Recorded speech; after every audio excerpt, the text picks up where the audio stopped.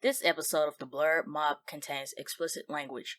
While we want everyone to enjoy the show, sometimes we may say things that are not appropriate for all ages. So, in other words, Mom, Dad, Granny, we cussing. Discretion is advised. Come on, they need a fire. They need a fire bellow or ice psycho or something. We finna be in here, Dracarys. Oh God, I need like that is my big King G, Grow Site, ENT. Rock with it, rock with it, rock with it, rock with it. Let me pop my shit. Let me pop my shit. Hands up. What's up, y'all, and welcome to the Blerd Mob, your hub for all things black and nerdy. I am your host, Phoop, joined by my two co-hosts, Ryun and Ralph. If you're listening to this on Spotify, Apple Podcasts, or any other streaming service, make sure you hit that follow button so you can get updates from the mob. And if you lovely people are watching us on YouTube, make sure to like the video, subscribe, and turn on those bell notifications for future uploads. Why he tried to make that just seductive this time? He said, and for all you lovely people. And if you're joining us tonight on the Blerd Mob, make sure you're joining us tonight on the Blerd Mob. Make sure you like the video and subscribe. I had to spice it up like we belong on Hey, if we don't get right, Thiccc 107. Yo, if we don't get any subscribers after this one, you ain't got game, Ryan. You lost your touch. This gonna prove whether you got it or not. If we don't get no subscribers after that, look, right. Cut that snippet out alone and see if we get any subscribers. But it's another day in the studio. What you guys been up to? Hey, bro, you know what I want to talk about. I'm watching that Edge Runners. I've been watching that Edge Runners. It's on my list. I'm behind. I'm behind on so much stuff. I'm behind on She-Hulk. I'm behind on the Harley Quinn show. I'm behind on Rings of Power. And then Edge Runners got added to my list. It's school and the responsibilities of the podcast have been whooping my ass. And I'm behind. I'm falling behind. You can stay behind on Rings of Power, but Edge Runners, take a day, just watch it, bro. Is it not performing? What's the tea? Okay, this episode of Ring of Power, I ain't gonna lie. The second it feels like it's going to too much into it. Yeah, I'm not. The second it feels like it's going to pick up, you realize like, damn, why y'all moving so slow? Like, I don't know what's up with the pacing. I don't know if the writers messed up. Like, this is making me want to go back, read the books or watch the old movies to see like, why aren't y'all carrying the torch of this brand that everybody holds so near and dear to their hearts? You know what I'm saying? Right. Like, it might be the writers. It's something, and then it's worse because House of the Dragon's so good. Do you think it's going so? And I haven't seen episode 4, episode 5 yet. I wanna maybe next episode we come back and regroup once everybody's seen it. But my question to you, without telling too much, do you think that maybe they're going so slow because they're going that seasonal route? You know how when they go that seasonal route, they're not so quick to progress the story, like they kind of drag it out a bit. They could, but there's still a great way to go about that. House of the Dragon is already verified that they're going to have a second season, and they getting into it.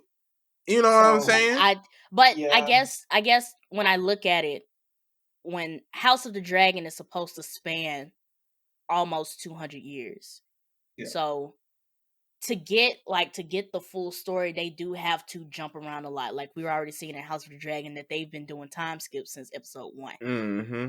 So that was just something I wanted to ask.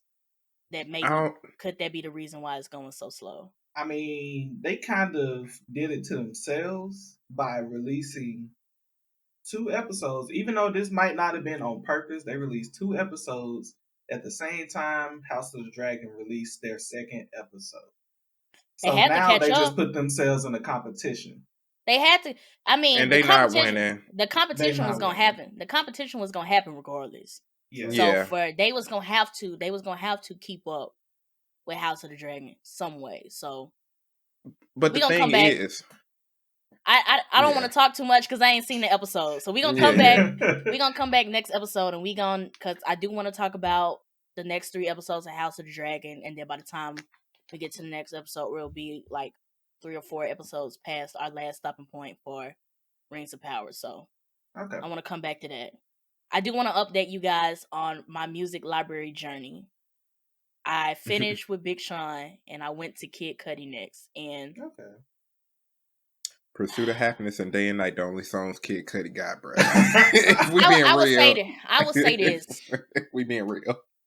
Through my journey of Kid Cudi, all of his Man on the Moon albums are lovely. They're lovely. Honorable mention is the Demon Slaying one. I can't remember the full name of it. But I got to that Speed and Bullet to Heaven album. I think he tried to get into like his rock bag, and I wanted to cry. I wanted to stop listening to all of Kid Cudi's music at that album. Like I just was like, what? I feel like his music is an acquired taste. For anybody who's looking into, expanding your Kid Cudi library past Day and Night, Pursuit of Happiness, Soundtrack to My Life, Mr. Rager. That one, yeah. It's an acquired. Some of his albums are an acquired taste. So I want to put that out there. I'm currently on 2 Chainz, and the thing I just learned about 2 Chainz is that he has a lot of mixtapes. Yeah. He has a lot of before we even get to I can't remember. Let me look this up right quick. This his album that the one with the red background and chain on it. Yep. What's that album called? Ain't that the one that No Lie and Yuck was on? Or based on a true story. Before we even get to based on a true story, the man has like 5 mixtapes. So it's going through that, and I think it's pretty cool because then you have to go into the history of why 2 Chainz went from Titty Boy to 2 Chainz, and you can immediately see when that change happened and when 2 Chainz really start hitting like that mainstream media. Because I've never seen any of these mixtapes. To be truly honest, I thought his first album was the Based on a True Story. When we actually started hearing 2 Chainz, that man got 5 mixtapes. The other cool part about it is that he's been collabing with Lil Wayne for a long time.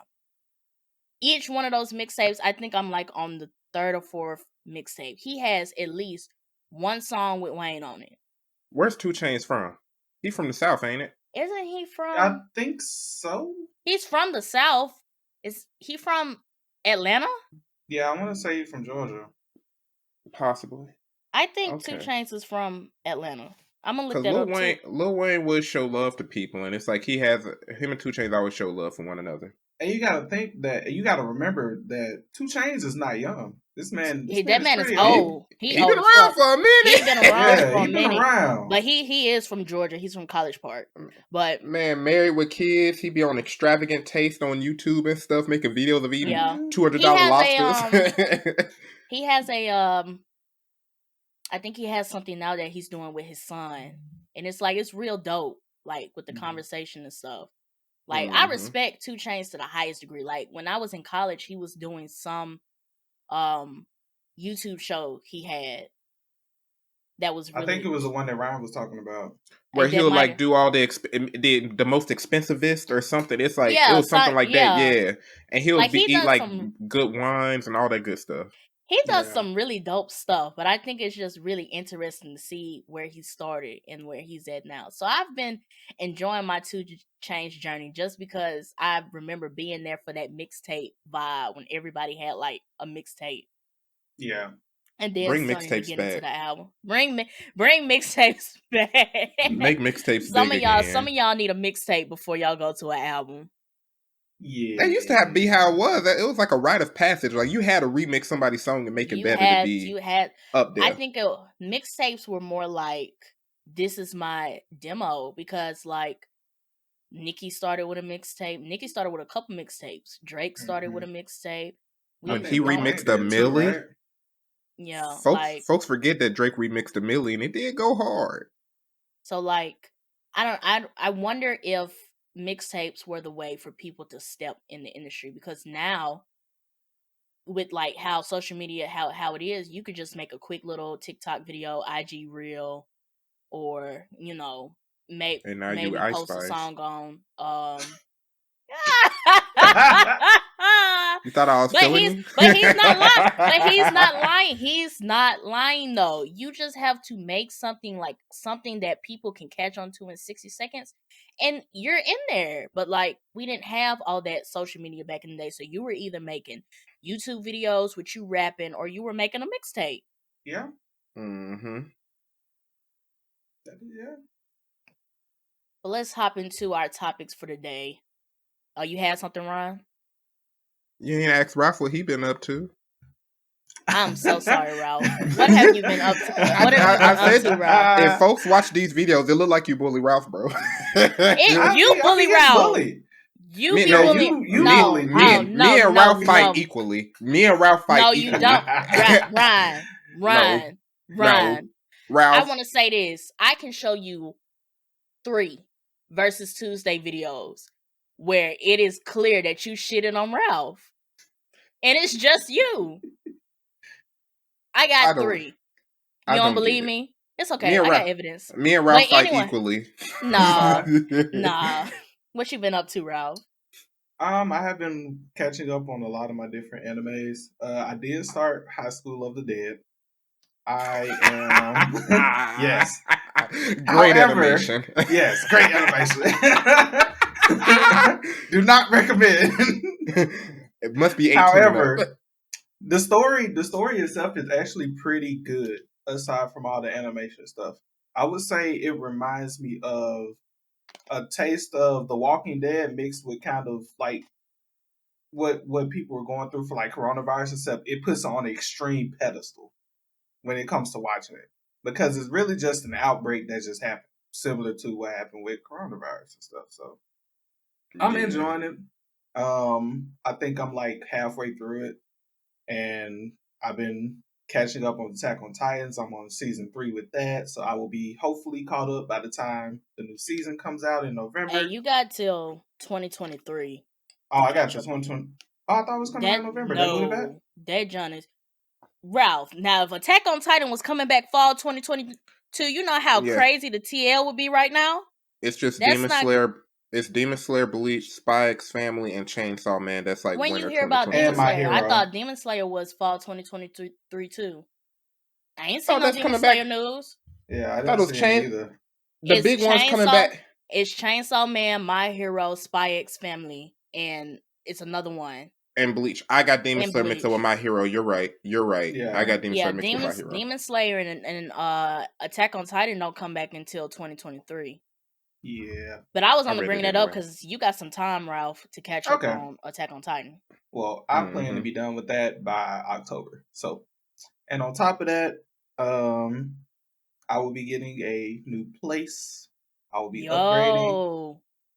I'm excited for that. Things. Yep. So I will probably be on a week's leave in November, sadly. It's all good. Just to get myself together. We still love you. Yeah. Thank you. Ryan kills me. It's a gangster heart.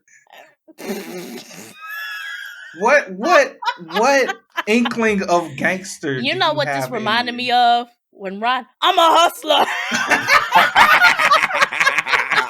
I am a hustler. I got my 3rd certification. I am a hustler. Grinding. Okay. Yeah, you canceled all that out with your activities from the other day. You canceled all that out with your activities from the other day. You canceled all that out. I'm a hustler. And on top of that, I will be starting a workout journey. I plan to lose 20 pounds by the end of the year. Okay. Your boy fat. Well, not really fat. I'm thick. So, you know. How many C's thick, Ralph? How many C's? 3 or 4? Yeah, he said 3 C's. Golly. No, you gotta spell thick with 2 C's now. You know, you gotta. So I will be doing that, and that's pretty much it for life update, really. Well, good luck to you, Ralph. I hope you lose them 20 pounds. I hope I don't die doing it. So, you know. Hey, you do what you gotta do. If you This pass gonna be out, my it ain't first that time bad. actually with a personal trainer though, so it's gonna be interesting. Oh, you getting a personal trainer? Okay. This is not just a workout journey. This is the workout journey. You know, when somebody get a personal trainer, this is the journey. Right. Oh, You I'm finna getting become an ready. influencer now. Oh no, I'm not. I'm just He getting finna be Ralph finna hitting ready for start. for some Ralph finna start January. posting them videos. I'm on not. TikTok doing Don't calisthenics and do hitting it. flips and No. all Oh that. no. I He was follow him. like, "We got you, Ralph. You're gonna be an influencer out here. I can see it Yeah. now." Raphael Williams, fitness enthusiast and Twitch streamer. Hashtag Blerd Fitness. That's what you gonna call it. Blerd Blerd Fitness. Oh my Fitness. goodness. Hashtag Okay. Ralph Plays. All Hashtag right. Ralph Works. Let's get to the show now. Let's get to the show. What are we here for? All right. We're gonna move into the first topic of the day. Last episode we promised you guys that we were going to be discussing day 2 of the D23 Expo. To follow up with our discussion of day 1.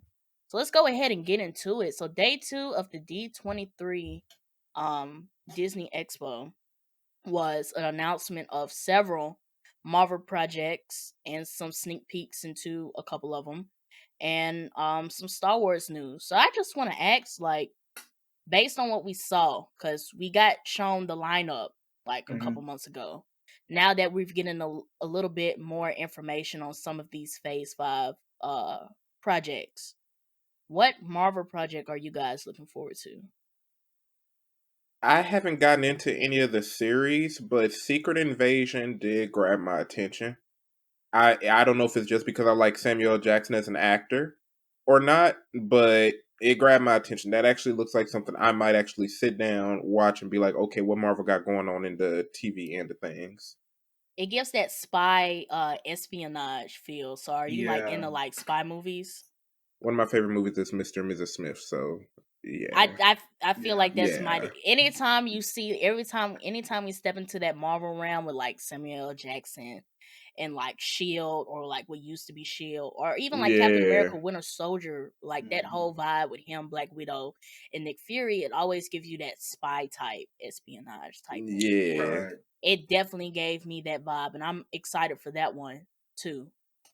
Okay. What about you, Ralph? I will have to say Loki season 2. Although we did not get a trailer for it, Loki season 2 I feel like is going to be very important, because that's so. Just to recap, Loki season 1 we ended with meeting Kane the Conqueror and him saying, "I will see you soon." So with that being said, we already know we're gonna have Kane the Conqueror in That Secret Ant-Man Invasion. movie. Yeah, Ant-Man and Wasp, Quantumania. I believe he's gonna be in Secret Invasion. Correct me if I'm wrong. He's not going to be in Secret Invasion. It's the Avengers movie. It's the Avengers movie, the Kang Dynasty, that's coming Phase 6. Yes. But his first appearance in the movies is going to be Ant-Man Quantumania. Yeah. So I'm interested to see how they're gonna tie in Loki season 2. Like, are we gonna start to be introduced to different Kangs? Because Loki, and everybody there is going to be probably going through different multiverses, because they do go through the times, and they're probably going to try to fix the timeline, I would assume, from what just happened. So I wonder how many Kangs they're going to meet, how many cameos are going to be in Loki season 2 as we progress. So I feel like that's going to be very important for just story development, and also possibly a few character development things as well. So I kind of want to hear what you guys have to say based on, y'all both having Secret Invasion and me just having Loki season 2. So I kind of want to hear what you guys Well, Secret Invasion wasn't the only thing on my list. I was just chiming Okay. in with Ryan. My full list is Ant-Man and the Wasp, Quantumania, just because of the fact that Kang the Conqueror is going to be in it. And Scott Lang's daughter, Cassie, is supposed to be putting on a suit as well. Right. So we're about to get a new Young Avenger tied in with Ant-Man and the Wasp. So I'm pretty excited for that. That's going to kick off Phase 5. I think I'm excited to see, other than the other 3 reasons I listed, I'm excited to watch this movie because it's kicking off Phase 5. This is going to set the stage of what Phase 5 is going to bring to the table. The other thing that I had on my list was Thunderbolts. Y'all know I'm a big Yelena Belova fan, so I already had to put on the list her, Bucky, Ghost from Ant-Man and the Wasp is coming back. So that'll be pretty dope to see.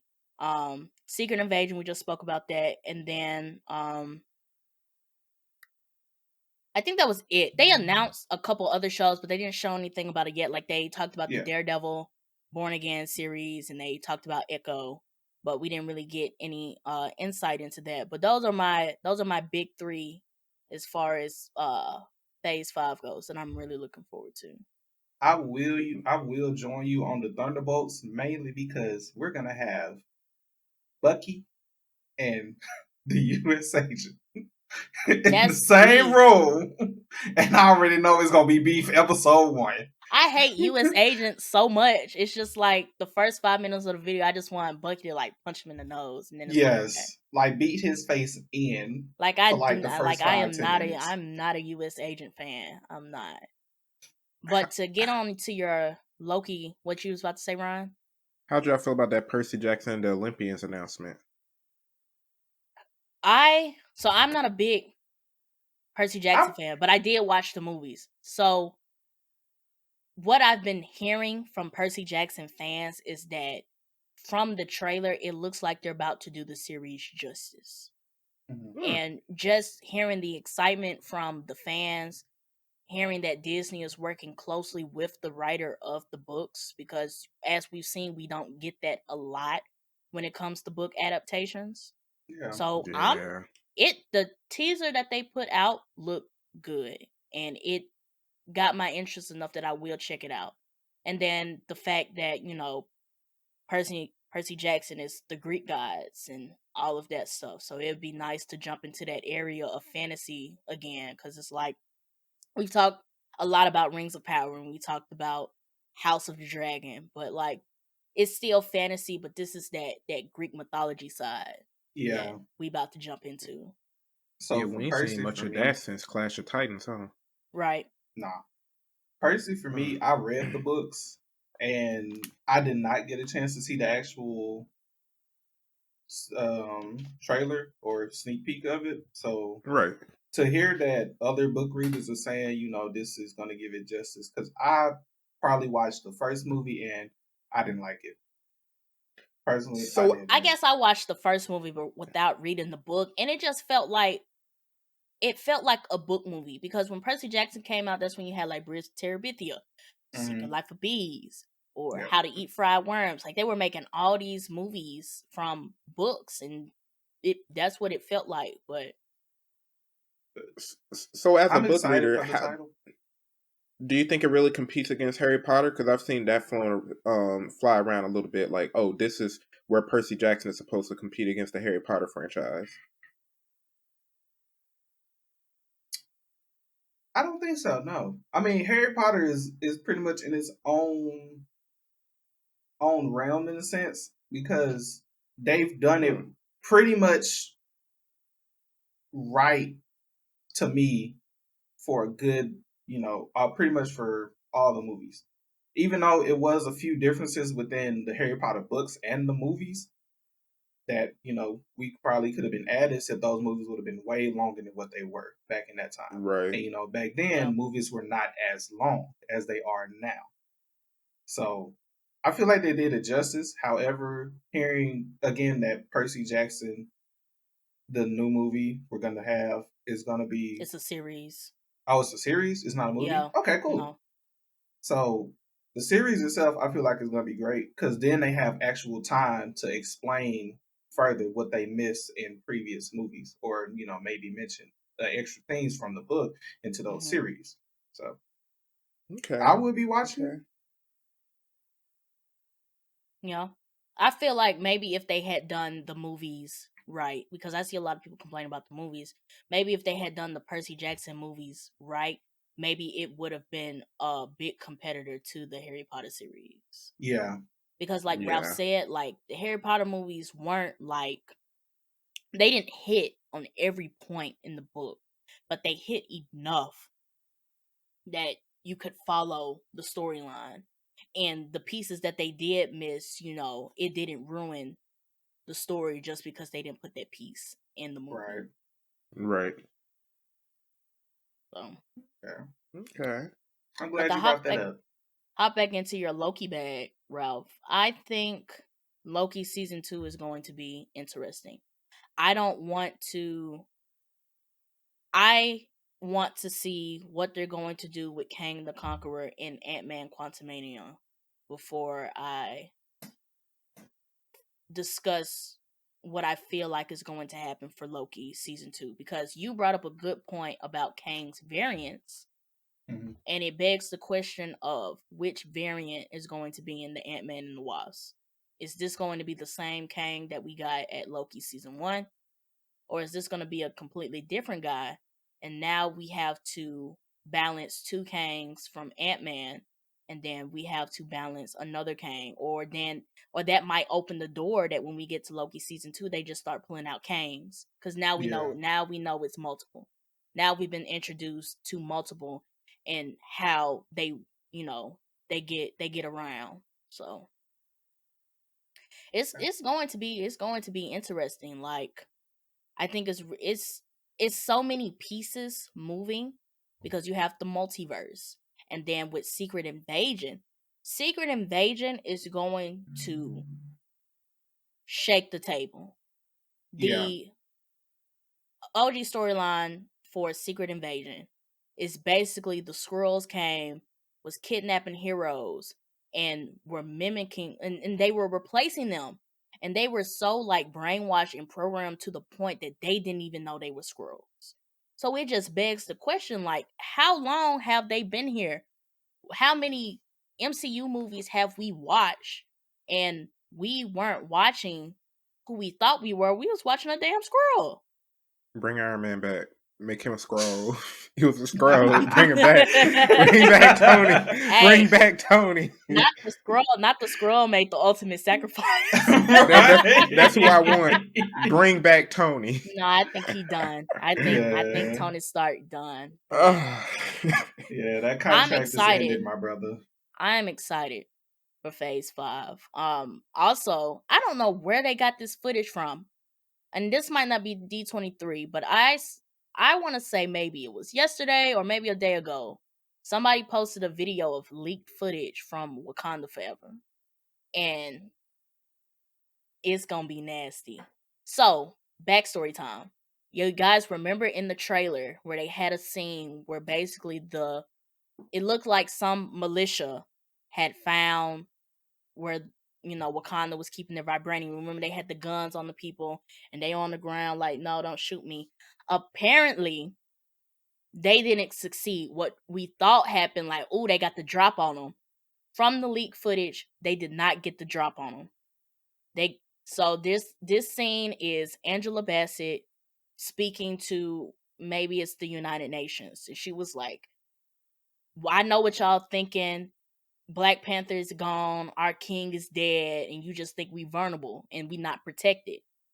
So it looks like the Dora Milaje showed up at the same time they was pointing guns at the other Wakandians and basically got down to work. And they walked in the little courtroom or whatever and had the militia with their hands tied behind their back, like basically stating the message like, we're not unprotected, bro.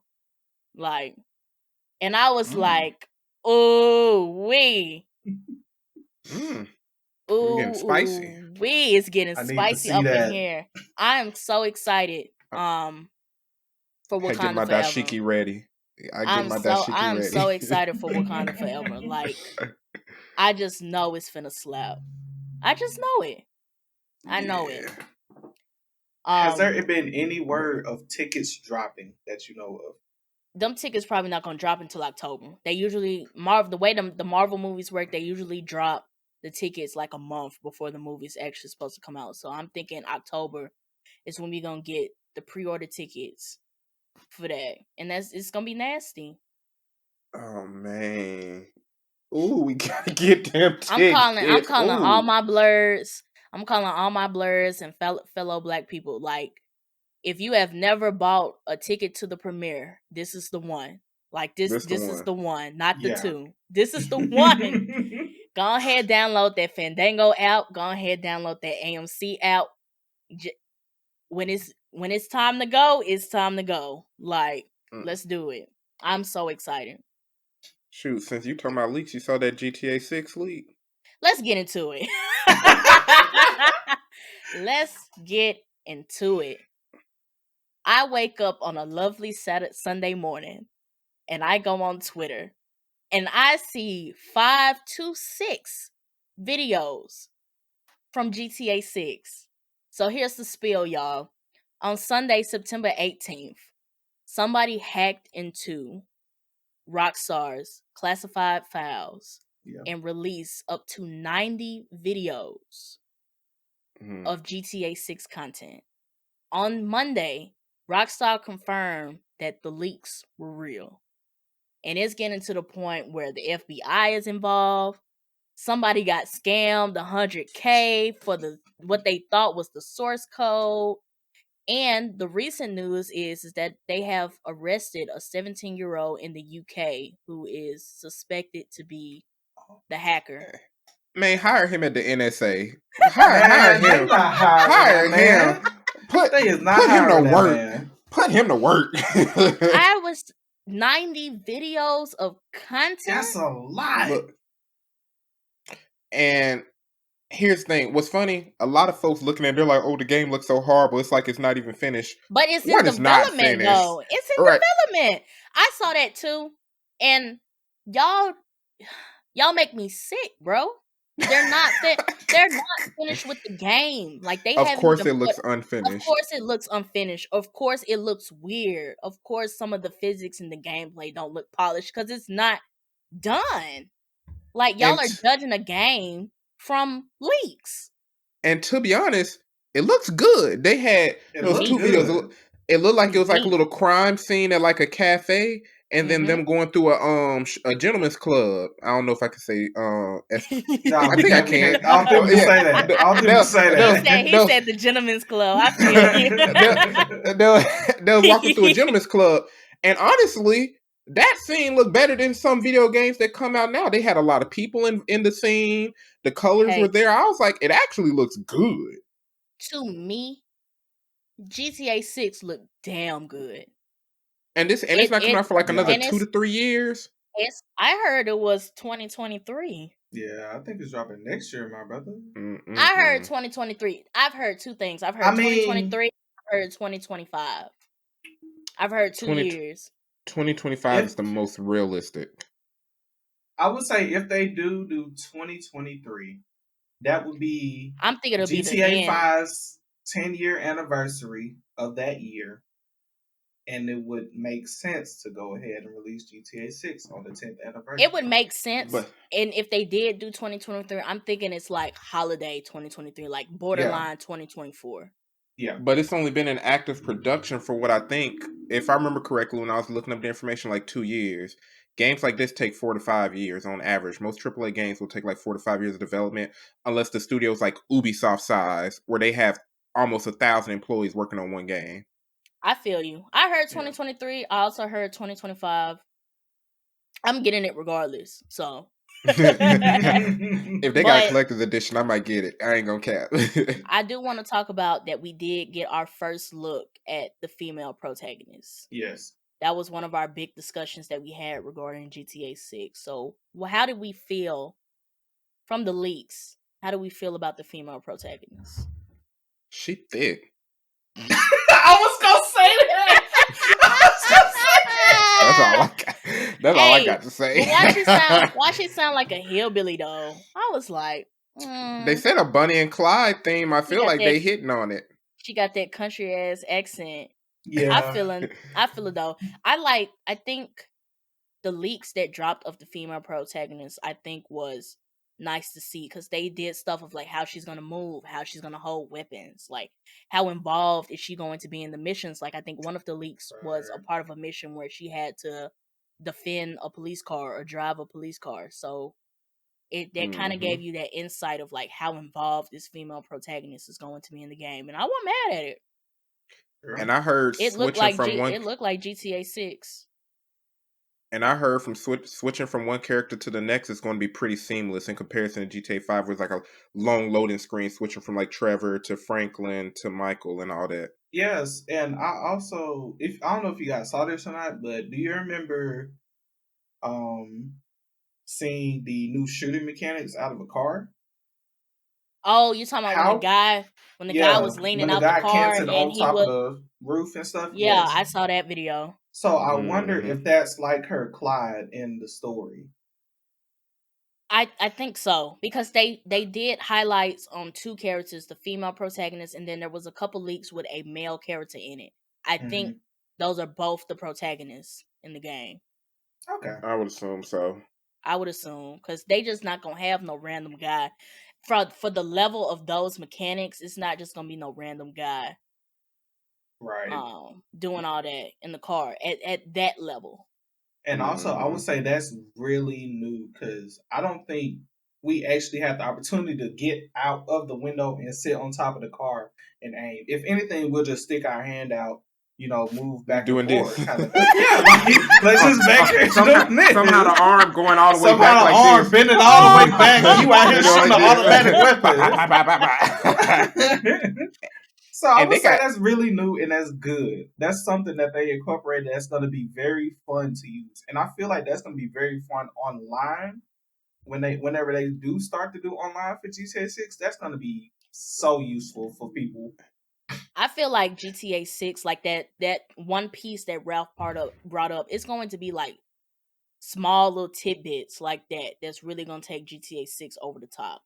Yeah. Like stuff that we are used to, like stuff that, like the drive-by thing. We're so used to seeing that, like we know that's what it's going to look like. But for them to upgrade it to that level, it's like, oh, okay. Yeah. So it's going to be exciting to see what other little pieces have they upgraded. Look like they're going to have animals too, similar to Red Dead Redemption 2 as well. And I'll say that's going to be very interesting in the GTA game. Yeah, what 4 animals. At what level the animals? Because they had animals in GTA 5. Well, to the degree of how they had like alligators in Red Dead Redemption 2 that could actually attack you when you're in a lake or a river or something. I think someone mentioned a bear and a few other things. They had that in GTA 5. If you went up in the wood, if you went too up close to the Hollywood sign in GTA 5 and the mountain lions start coming out. But that wasn't in the online mode, was it though? That was if you was like in the little campaign area. So you saying they finna put animals in online? That's what I'm assuming, since they was able to fit that in Red Dead Redemption 2. I'm assuming like all the little extras that in GTA, because I used to go in the woods and then start getting chased by a mountain lion. Now I'm trying to shoot the mountain lion and she having to run, stop. That's what I'm saying. Like it's a whole mountain lion chasing me. Like what?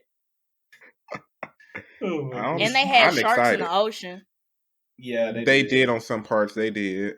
Like if you went too far, they'll attack you. They had some sharks in the ocean. Man, what y'all want out of the online though, bro? I want this online to go crazy. I really don't have any expectations other than the fact that I don't want to hop in and die 5 minutes in. That's my only expectation. Now, I would leave it up to the people who have played GTA 5 online to say what they expect in. I expect to not show up in there and run out of bullets and die in 5 minutes. That's my expectation. That might happen regardless, but you're gonna have a fun time doing it. I'm gonna rage real quick. Like I'm cutting off the game. Nah, man. Man, I'm excited. Other highly anticipated games. So, like I said, we still in showcase season, fall showcase season. Mm-hmm. Ubisoft, Nintendo, and Sony released their showcases around the same time, like a week or so ago. Some hot heavy hitters got revealed. I want to know from the showcases, what are you guys most excited for? Man, that Assassin's Creed showcase at Ubisoft was so cold. I started replaying the Ezio collection. Let me tell you something, bro. Mirage looks cold. Mirage did look good. And the Assassin's Creed Red, we're finally getting an Assassin's Creed where a shinobi is the main character. all of us AC fans, bro, been asking for this since Assassin's Creed dropped. And I think they're going to go the same RPG route that the Holy Trinity, Odyssey, Origins, and Valhalla went with the Shinobi one. So I'm excited. I'm trying to see how it competes against games like Ghost of Tsushima and all of them. But I'm excited for both Assassin's Creed games, bro. I'm here. I'm excited. I think I'm most excited for Nintendo gave me some little tidbits, like they're adding more characters to Strikers, which I've been complaining about since I opened the game. So we getting some more characters, and they're about to drop the next wave of Mario Kart tracks at the end of the year. So I'm excited to see what's coming next. They showed 2 tracks, and I was like, okay, I remember one of them. What I want, drop that DK Mountain. Stop playing with me. DK Mountain on GameCube did go hard. Stop playing with me. That did go hard. Nintendo, and one of these waves better have DK Mountain in it, or we ride. We ride. DK Mountain did go hard. We ride. Like, I need DK Mountain. Like, Sony got me with the Tekken 8. I said, now that's how you started. That's how you start a showcase. It did look delicious. That's how you start. He said it looked delicious. That's how you start a showcase. Tekken 8, bro. I think I'm excited. One, because you have Tekken Bloodline streaming on Netflix, and I hope that they keep continuing that series. And then just to come from that and then hop right into Tekken 8, I just know the hype is real. It's up there. I'm ready.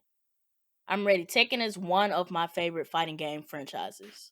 So the graphics look amazing. Yeah.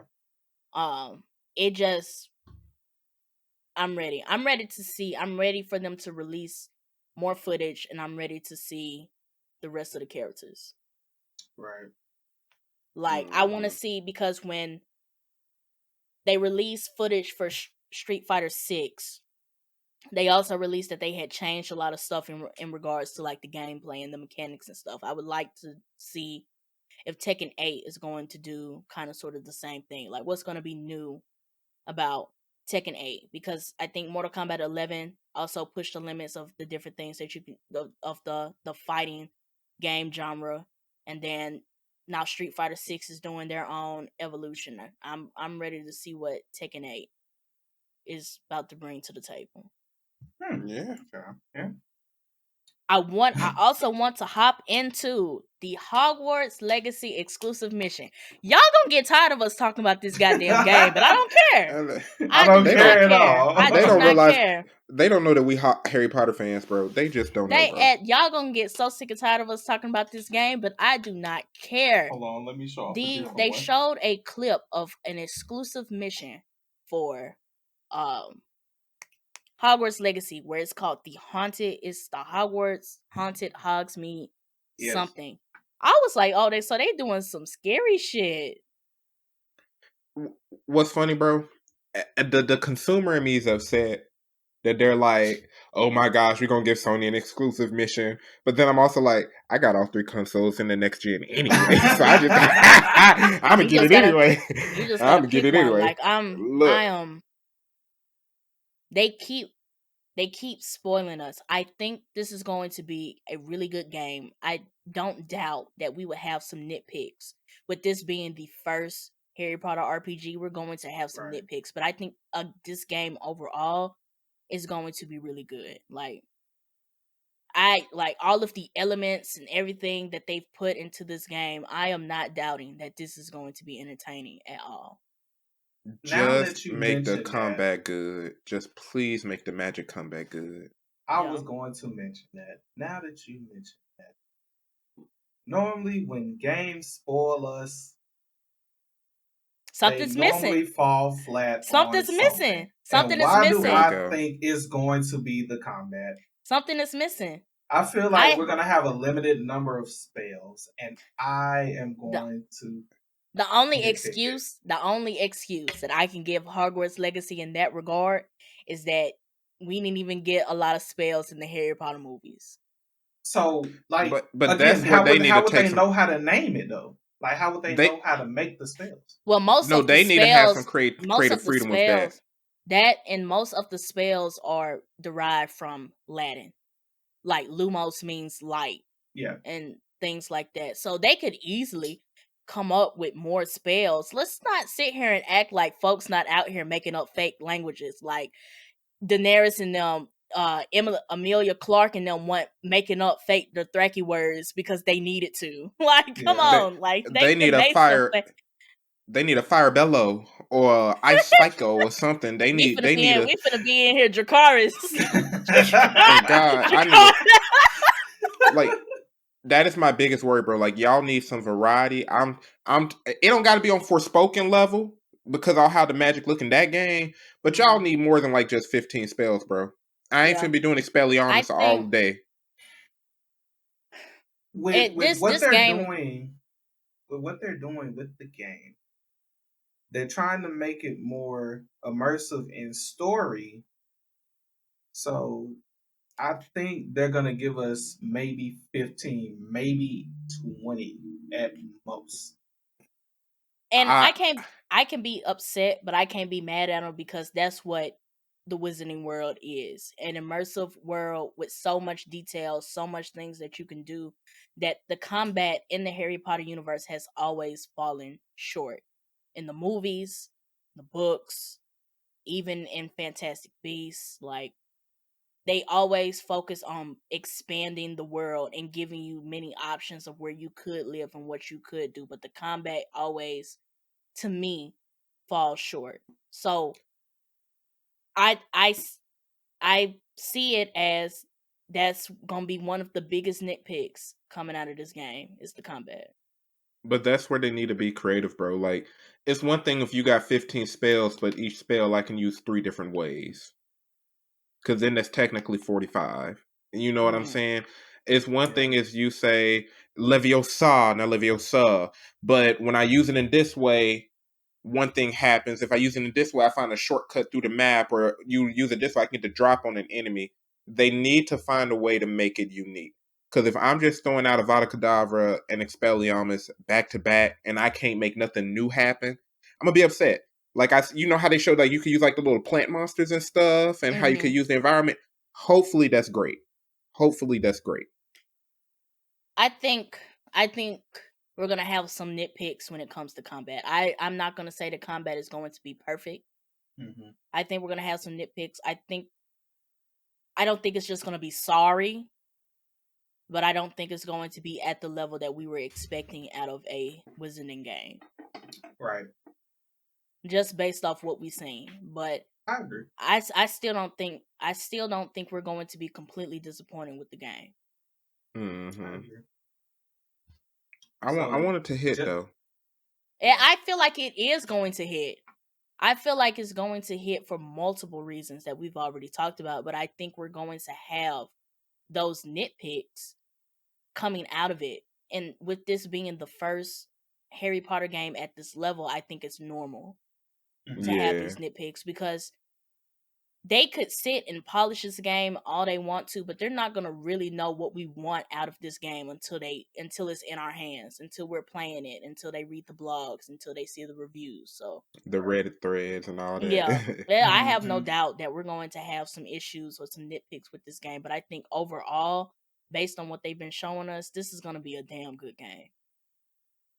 I agree. But just to go back on kind of like what other games that have been announced, Ubisoft announced 2 major updates for Division 2. I will be playing that. I ain't played Division 2 since college. When I say Division 2 gets similar treatment to GTA, except it doesn't keep that same consistency because they do make new missions every update. They make new enemies that you can go and attack. You still have, your DMZ zone. I forgot the actual name of it, but that outside zone you can go to and actually face online players and fight and get their loot. They still have that. and it's pretty much just continuing to expand. On top of that, we are getting another Division title, the Division Heartland, that's dropping in 2023. And on top of that, it's going to be free to play.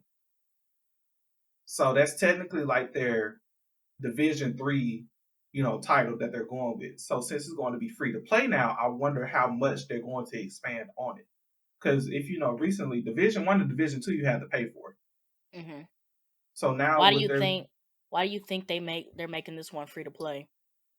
They're making this one free to play to get along with the trend of microtransactions, so they can make their money pretty much how Fortnite, Apex, Call of Duty, all of them are going now. Well, Call of Duty Warzone to be exact. So they're going to transition to doing microtransactions. So I feel like they're going to have loot crates of sorts that you have to pay for to get those microtransactions for like the best skins, or maybe I would hope not the best weapons, because then it's going to be pay to. But just leave it to the cosmetic stuff with Division. That way, the game is still fun for people that don't want to pay for those, weapons if they do go down that route. Just leave it to the cosmetic stuff. Make all the cosmetic stuff that are like beautiful and beyond. Okay. Are you do gonna microtransactions? I guess since I haven't played Division, Ryan ain't played Division since college. I have to Yeah, I played the main campaign. Like I played till if I won it, but then after that I didn't pay attention to DLC. I gotta really love a game to play the DLC. Are you gonna stream it, Ralph? Yes, I do plan to stream it. I have to check the dates on the major updates for Division 2, and I have to get back into it. I absolutely love the game for its shooting style, and it is a Tom Clancy title. So I have played Ghost. Tom Clancy. I said Clancy. But I have played Ghost, and I think you have too as well, Ryan. Have you played like any Tom Clancy title Ghost games? I've played almost every Tom Clancy game after Rainbow Six Vegas. Like I was playing Rainbow Six Siege for years. That was the one game where I would go in and out over and over and over again. I loved it. That's why I'm really hoping for a new one soon. So, with that being said, Rainbow Six is actually going to mobile. I don't know if you caught that on the Ubisoft September drop. Except, however, before you judge, listen. With the rising of Apex going to mobile, you got Warzone going to mobile.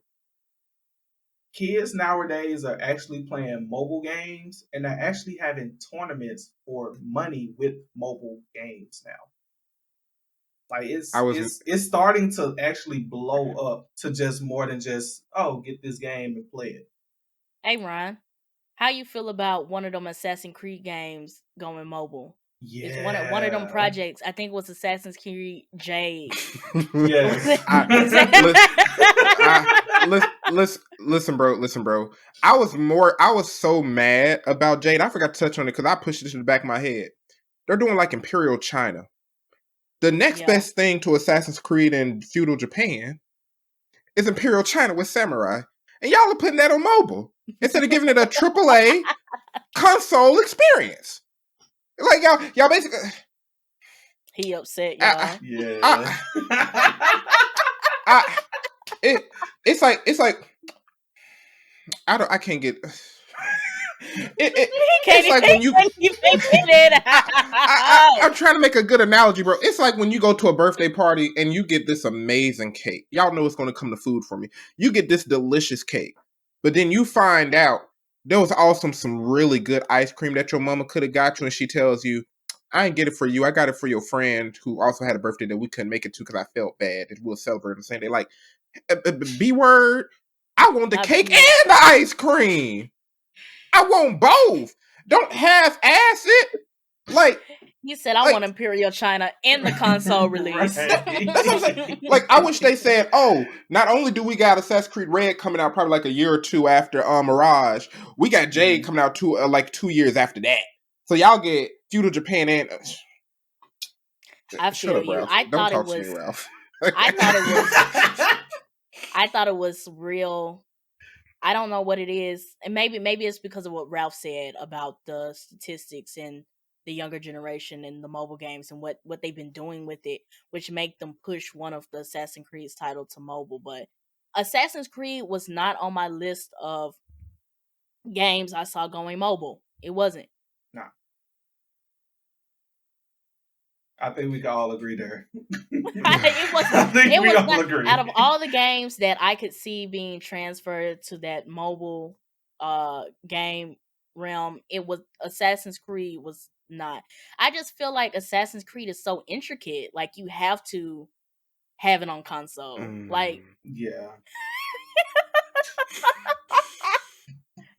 Oh man. But I do want to move. Subject. I was just about to move. I was just about to move on. The last part of this episode, we got a special treat for you guys. We're going to be doing a mob review on JJK 0. So, when did it come out in the US? I meant to look that up. When it 5 months ago, something like that. When did it come out in theaters? But I know it just recently released on streaming. You can watch it on Crunchyroll if you haven't watched it already. But it recently just got on the streaming services. March 18th, 2022. Okay.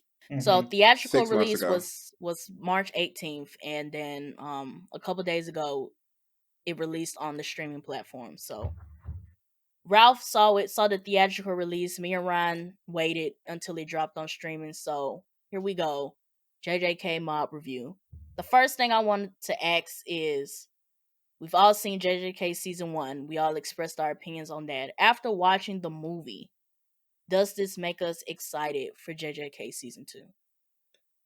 I am going to answer your question. I feel like if this came first, I would have appreciated season 1 of JJK 10 times more. And I definitely agree with you. I agree. After rewatching JJK season 1, after the hype, I already expressed how I appreciated it a little bit more. But if I saw this movie first, if they said this is what's going to set off the series, I think JJK would have so many more fans and it already has a lot. Because this movie agree with you.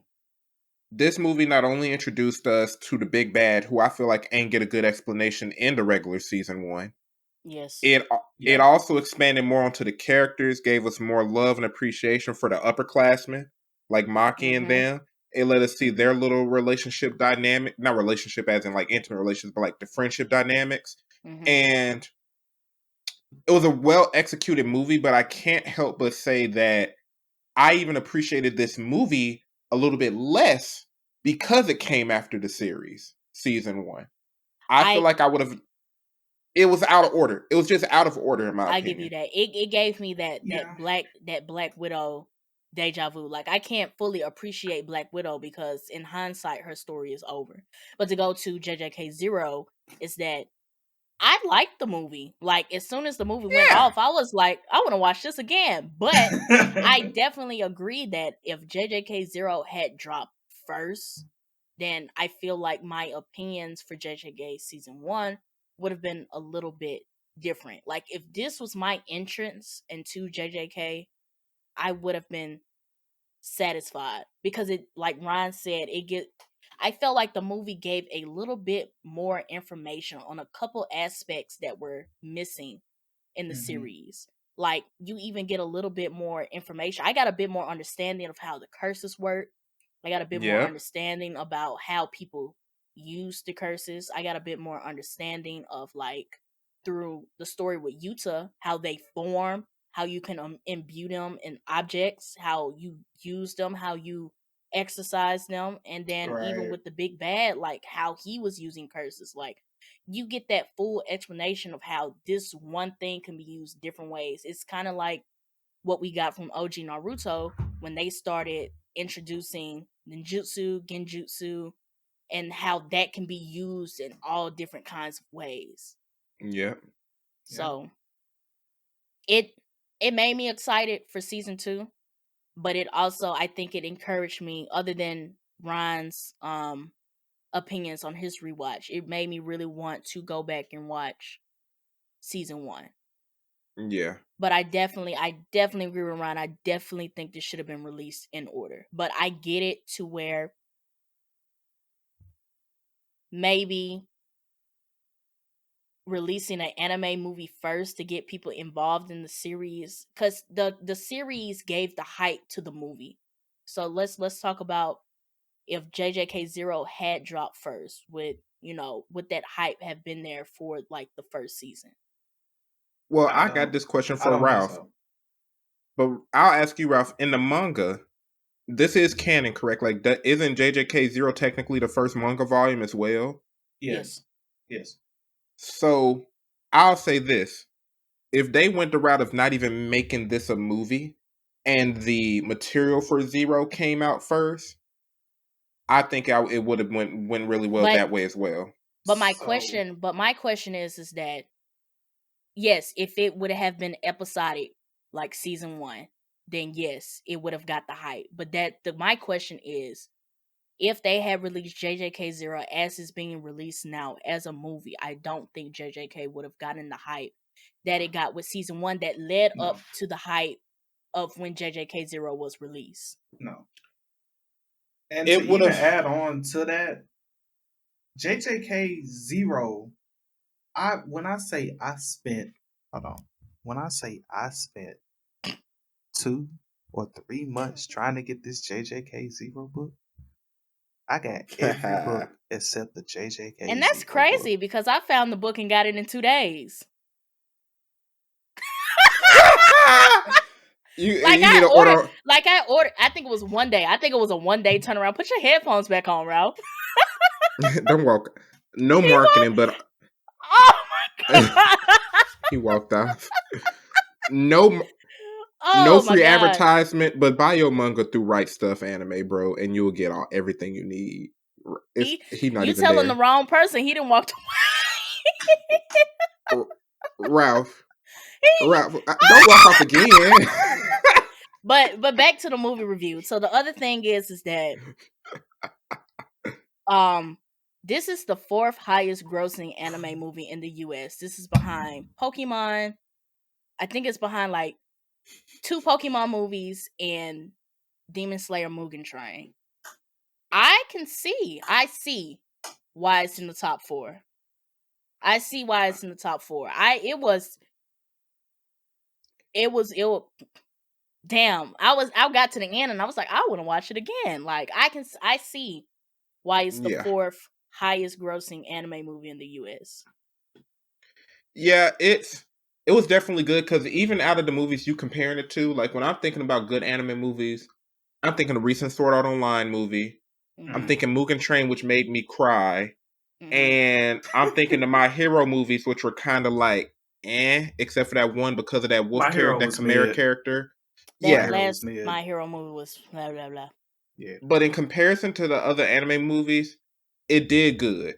Because it was like a cross between Mugen Train and the My Hero movies. My Hero those movies were not canon. But they were fun.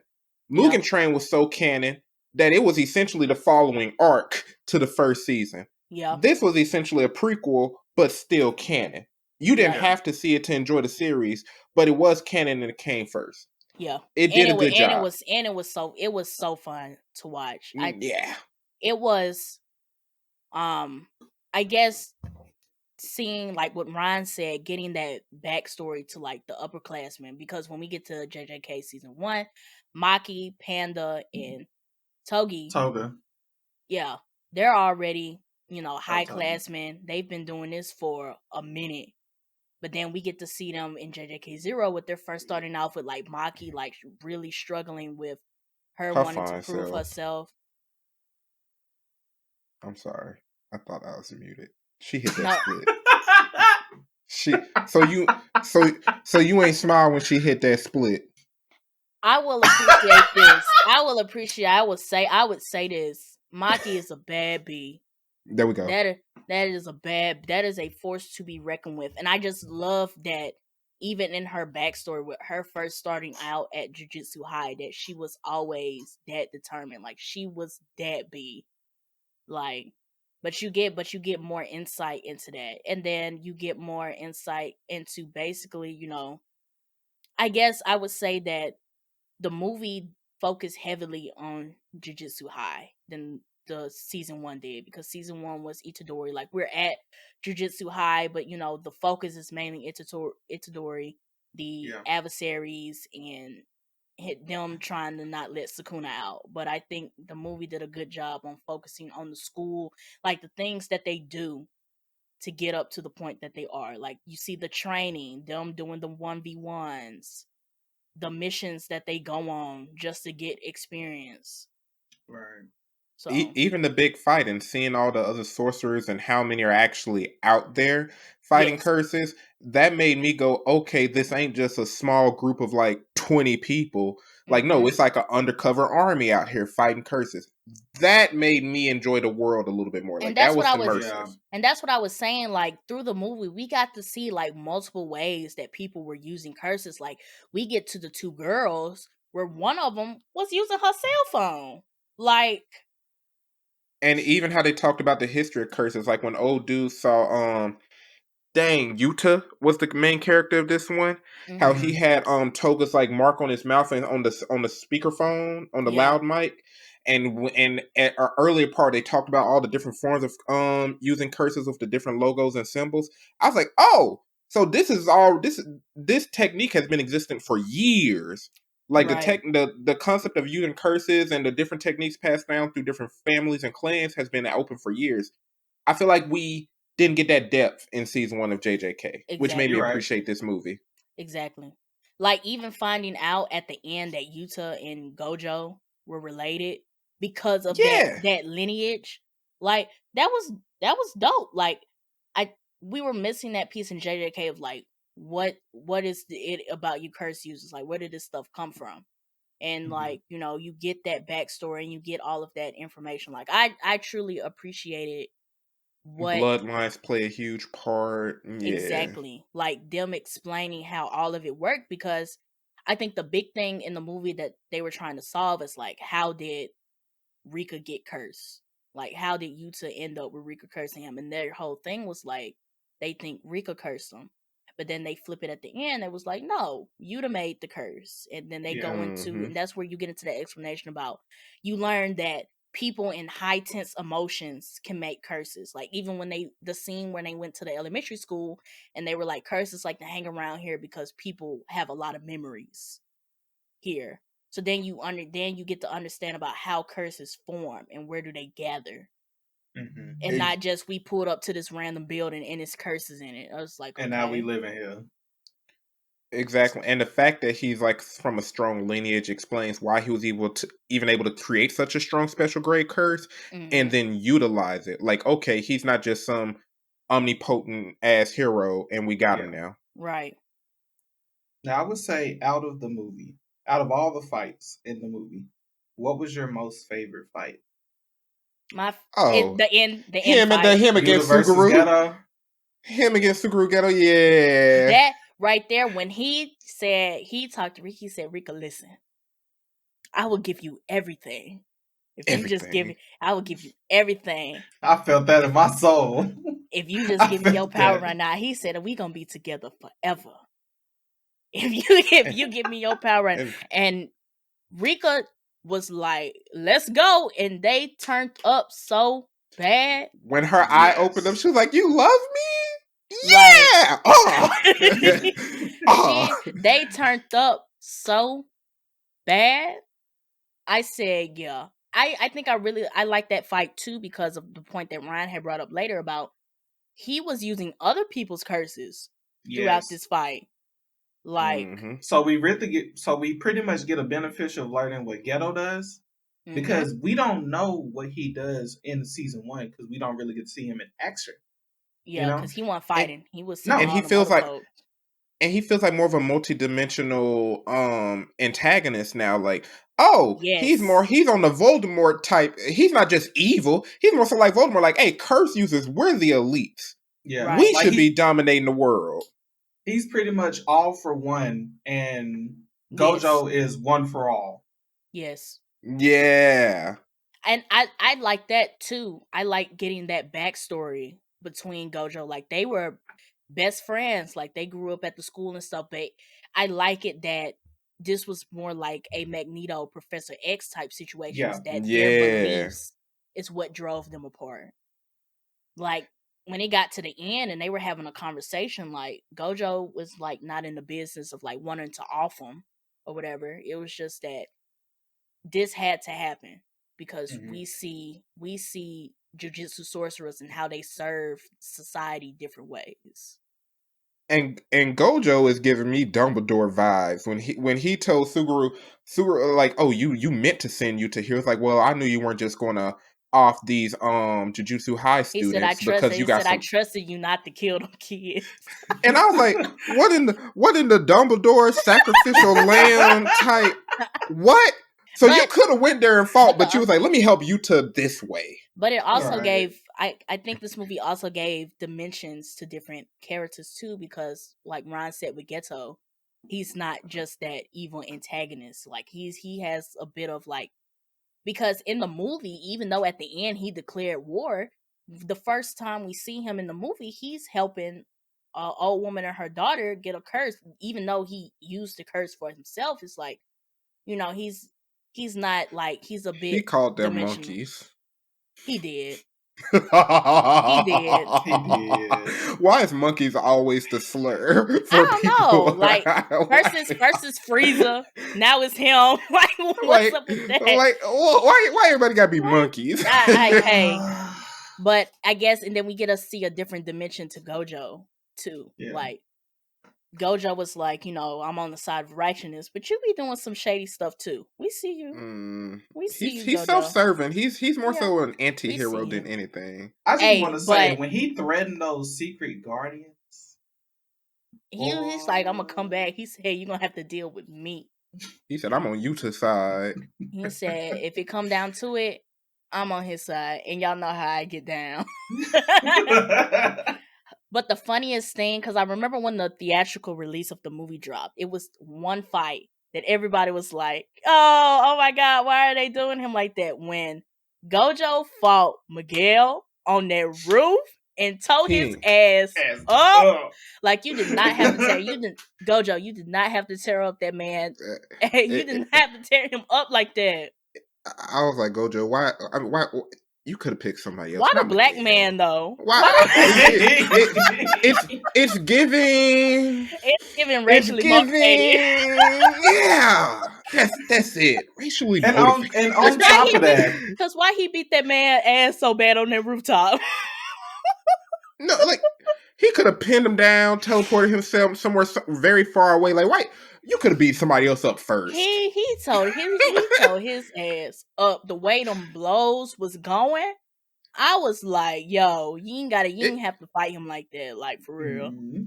Miguel had plot armor because Miguel, a lot of them hits look real deadly. I ain't gonna cap to y'all. Gojo did something when he threw that man across the roof and he landed on something. I was like, you're not supposed to get up right now. Nah. Right. You're not supposed to get up right now. But, not like a Dragon Ball Z fight, and Miguel was not Vegeta. He was Piccolo against Goku. That was a mess. The fight scenes were good though. Like the fight scenes against the curses, the big battle when Namine showed up at the end, he said, I got this. My boy loosened that tie. He was like, it's time to go to work. It's time to go to work. Oh girl, the girl with the long hair that always be doing her stuff for money, she's cold. Yeah. She's cold. Yeah. I loved it. It's because it just gave everybody their props. Like the big battle that they had at the end of JJK season 1, I feel like it was very Itadori and Toto focused, but then even when they switched to other people, they really wasn't giving people their shine. But this war at the end of the movie, like we even get to see familiar characters from season 1, like Mei and Toto and the girl on the broomstick, like showing like how they all use their abilities to work together. And like even people that we didn't even see in season 1, you know, going to work, like just seeing Jujutsu sorcerers on that level, I was just like, this is what I wanted out of season 1. It definitely did, because season 1 almost played Toto's team out to be like villains because you don't get enough of seeing them actually work together. Like this movie made us realize like, hey, yeah, they got their own motivations and their own aspirations, but this is a squad of people. Like, this is an organized militaristic unit that goes against curses. Like, it really gave that feel. It definitely showed, like, though Yuta was the protagonist of the movie, I feel like this movie gave everybody their shine. Even Maki. Like, Maki always got her shine in season 1, but I think with them being like first, like, the incoming class, like, Panda got his shine. Like, I will say it again. This was good. And just making sure, in season 1, correct me if I'm wrong, but Maki foreshadowed how there was another upperclassman that wasn't there that Itadori didn't get to meet. They was referring to Yuta, right? Or was it Gojo who was? They were referring to Yuta. So I want to see if he comes back in season 2 or how that gets integrated. Because that was like, okay, now I'm seeing what y'all was foreshadowing to. Don't spoil it, manga reader. Ralph knows. I'm not even a manga reader. I would say from what I've been researching and looking up on JJK, people are speculating that when he made that wording to Rika of how I'm going to come with you, they're speculating that he died at that moment. Except it doesn't make sense. What's the end credit scene about? So that's what I'm saying. It doesn't make sense that when you go back to season 1 and Maki mentioned that he participated in the sister event, and they said that he mopped the floor with everyone. He mopped the floor. Yeah. So now it's kind of, is he alive? Like, am I alive? I'm dead. Or is he like a living curse? Is he a living curse himself? Or if that speculation is legit, like, I guess know. My big question is what made them change the protagonist in JJK? Is it because JJK 0 basically wrapped up Yuta's whole thing, and then it's like, okay, we don't really have any more progression for him, so let's move in Itadori? Or like, what made them switch protagonists? I feel like what made them switch protagonists is JJK 0 gave him a beginning and an end. To me, it felt like we got to see his, throughout the entire movie, we got to see this man's progression from him, being a child, him losing his best friend / lover, during that time, and him also growing with the power of the curse energy of Rika, continuing to grow through that, continuing to learn how to put her energy into tools, continuing to learn how to utilize her in battle. And then at the end fight with Yuta and Geto, he fully learned how to fully utilize her. So we saw that level of progression continue. So what else would we want to see out of Yuta? Yeah, because I will say, if the full character development. I agree. Because, like, if he was the one eating Sukuna's fingers or something, like if he was the main protagonist, he would have been OP. Yeah, it would have been like, oh, he already had one special grade curse. Now we give him another one. Like, who is this dude? God? Like, I thought that was Gojo. You know what I'm saying? I would agree, and I'm curious. I agree with Ryan's curiosity of I wonder how if they have plans to, how are they going to integrate Yuta back into the series? Yeah. Mm-hmm. So, or at some point are they going to switch? Yuta, my boy, he made an impression on me. I remember my first time watching JJK season 1, and I just wasn't really fooling with Itadori like that. But I like Yuta. Itadori, I'm not going to lie, he is I'm not going to say he's a lackluster protagonist, but compared to other animes, like, he ain't got a season 2 yet, so I don't want to judge him too early, but he's not one of my favorite protagonists. I don't hate him either, though. Yeah, I would say, to add on to that, we're getting a full movie of Yuta versus us getting a episodic Itadori. So we're gonna have to grow with Itadori with each season versus having a full 1.5 hour movie of Yuta and actually watching him grow throughout the time period. I feel you on that, but my thing with series is that you have to have somebody to lock on. If this is going to be episodic, if this is going to be seasonal, you have to have somebody to lock on. And to not lock on the main protagonist of the series just feels weird to me. Like, I'm with Ryan. Like, I don't hate him, but I'm not a big fan of him either. And I feel like most JJK fans, if we're being real, are more locked on to Gojo. Yeah. I feel like a lot of us watch JJK for Gojo. And Maki. To see what he does next. And Toto. And Fushiguro. And like Toga. It's the side characters. It's like everybody else but Itadori. It's everybody else but Itadori for me. And I feel where you're coming from the standpoint that yes, in this movie we had to care about Yuta. They had to give us something. Otherwise, we watching the movie for what? I feel you on that. But I feel like it's the same thing with episodic and seasonal series that you have to like, why do we care that Itadori is going through this stuff? Right. So yeah, he gonna grow. He's already growing in season 1. The man learned Black Flash in 1 episode, no hiccups, arm not broke or nothing. Like he's leveling up. We're seeing progression. Mm-hmm. It's just that I don't really care for him. Hey, seeing Nanami use Black Flash was cold though. Throw that out there. That was. So didn't Anonymous beat? Well, no, didn't Itadori beat Anonymous' record in the fight versus the Cursed Spirit in the sister games? Did he but he did. But the speculation is that Anonymous was like, it was kind of accidental. I don't think I could do it again.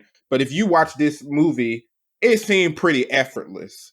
So they're kind of alluding to the fact that we ain't seen Nanami go as hard as he could want to. That man loosened that tie, and he went to work. He wrapped that junk up. I said, "Oh yeah," he went to work. It did look effortlessly though. He pulled up. He said, "I got it." Did his tie and went to work. And Yuta was hitting them Black Flashes too. I ain't gonna cap. Like maybe Itadori is in there. He's in their tax bracket. You know what I'm saying? He competing with them. Yeah. But I'm not just going to, let's not just write off Itadori as like the strongest. Like there's some other folks who cold. You know what I'm saying? Yeah. It's like it's everybody.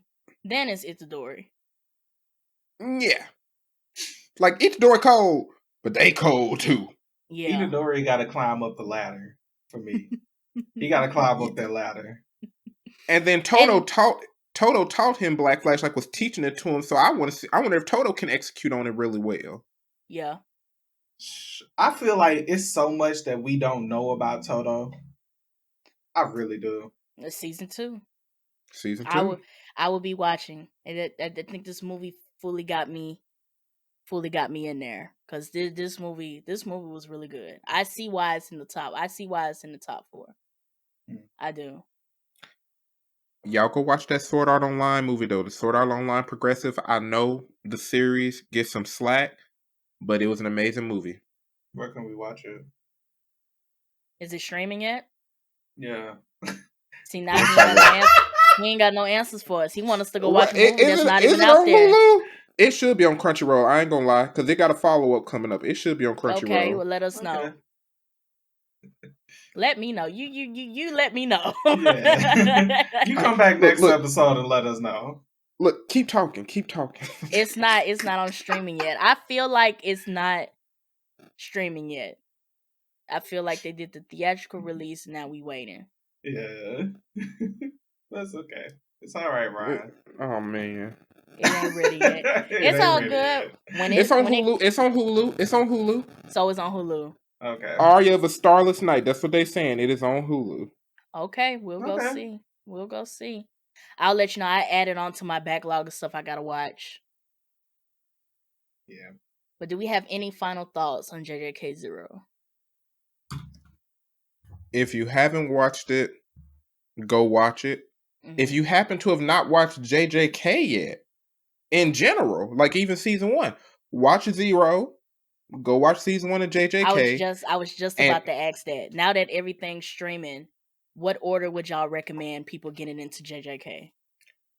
Watch Zero and then season 1 if you have not started, and really enjoy it. so that you can look forward to season 2 just as much as we are. Okay. JJK Zero just brings that extra understanding into season 1. That's needed. So I agree. But that's it, folks, for our mob review of JJK Zero in episode 22 of the Blerd Mob Podcast. So I want to thank you both, Ryun and Ralph, for joining me on another episode. And I want to thank everybody who's been watching and listening to us since the beginning. And with that being said, Ralph, lead us out. all right. Make sure you guys follow us on Instagram at the Blerd Mob Pod. Make sure you guys follow us on TikTok and Facebook at the Blerd Mob Podcast. Make sure you guys follow us on Twitter at the Blerd Mob. And with that being said, peace. Hands up if you loving where you at, stand 10 toes down, shawty ain't no looking mad. You can let them haters hate.